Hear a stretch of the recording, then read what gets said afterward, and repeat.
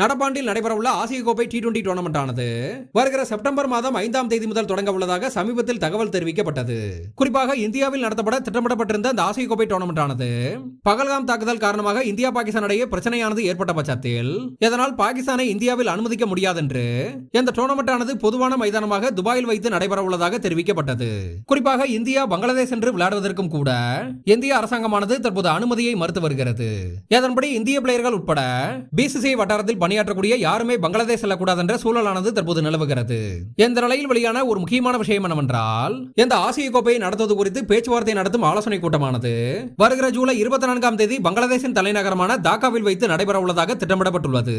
ஆனால் இந்த ஆலோசனை கூட்டத்தில் தங்களால் கலந்து கொள்ள முடியாது என்று, குறிப்பாக இந்த ஆலோசனை கூட்டத்தை வேறு இடத்திற்கு மாற்ற வேண்டும் என்று BCCI ஆனது பாகிஸ்தான் கிரிக்கெட் போர்டின் தலைமை அதிகாரியும் தற்போதைய ஆசிய கிரிக்கெட் கவுன்சிலின் சேர்மனாக இருக்கக்கூடிய மோசின் நக்விக்கு கடிதம் ஒன்றை அனுப்பியுள்ளது.